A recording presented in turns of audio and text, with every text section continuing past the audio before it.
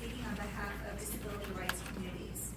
At the early age of 15, Mr. Braddy became disabled due to a high school football accident.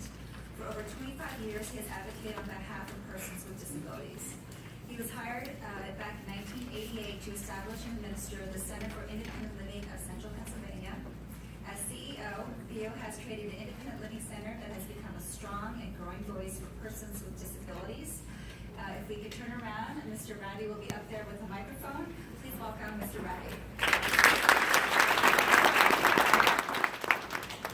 Tessie, can you hear me? Yes. All right, great. Thank you for inviting me here today. Let me start by saying this. Often when the topic of diversity is discussed, you do not include people with disabilities. So thank you, you're starting off right at least, and that is appreciated. I teach a course at Millsville University on the discrimination and oppression of people with disabilities. It's a 16-week course, so it's going to be hard trying to tell you something that's going to be meaningful. It might change in 5 minutes, but I'm going to try. And if I keep going, you know, someone should just tell me to stop, because there's some things you should know. One of them is that people with disabilities are invisible to you all. I'm going to say some things that's going to be hard for you to accept, but try to, and try to understand that I'm speaking from almost 40 years of experience. We are invisible. You don't see us. But not only that, you don't see the discrimination. What I mean by that, you don't see the discrimination, and you certainly don't see the oppression that goes right along with discrimination. You don't see that.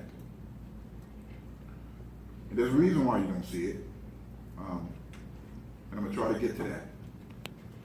But let me introduce a couple concepts to you. One is the social model on disability versus the medical model of disability. And most of you all function in the area of the medical model, which is the old way of thinking, and the social model is a new way of thinking.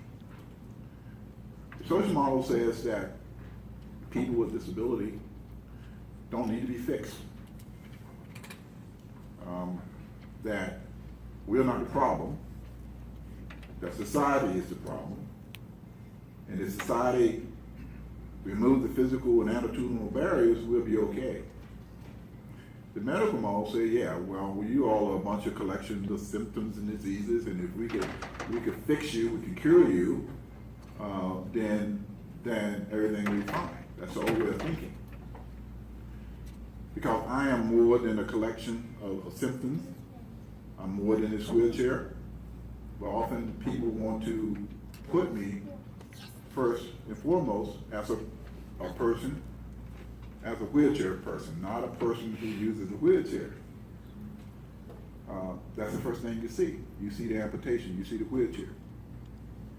And when you see that, you default to what you have learned and been passed down from generation to generation by television and all a bunch of stuff that is based on misconceptions and myths and stereotypes.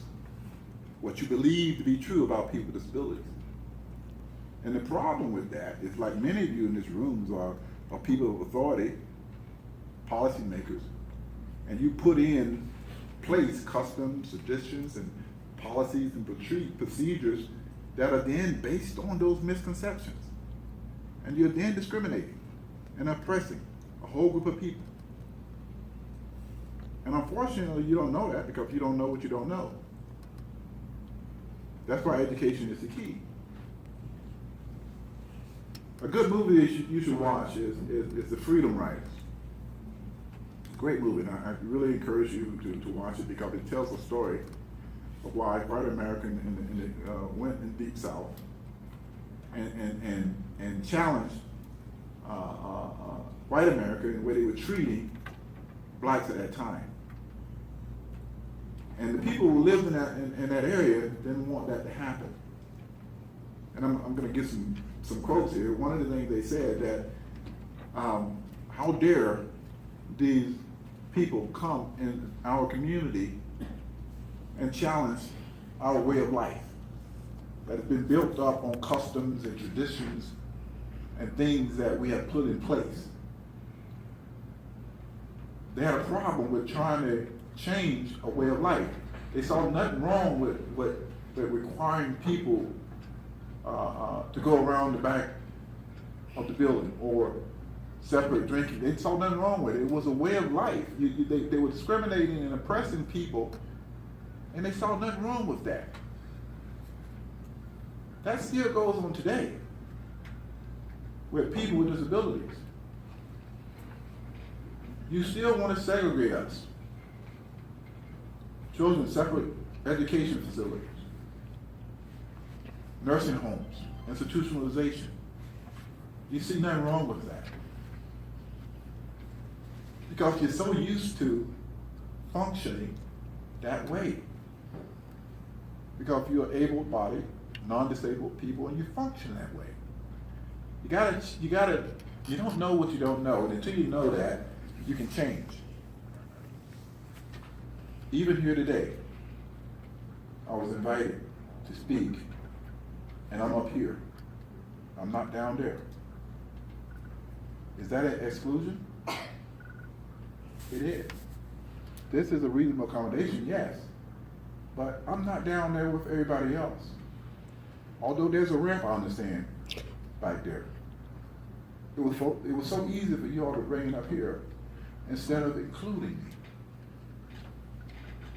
You don't know what you don't know. And I heard the young man say, "We the people." And that's right. But shouldn't we the people include people with disabilities too? But yet, we don't think that way.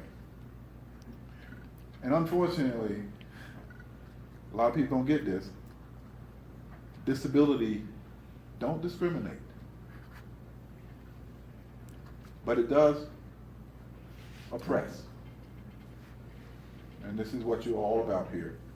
And I've been listening attentively, and I love what I'm hearing. Because education is the key. But how can you all know me unless you're willing to interact with me? Now I can challenge some of your misconceptions and stereotypes and falsehoods that have been passed down from generation to generation to generation. You gotta start there. That's it.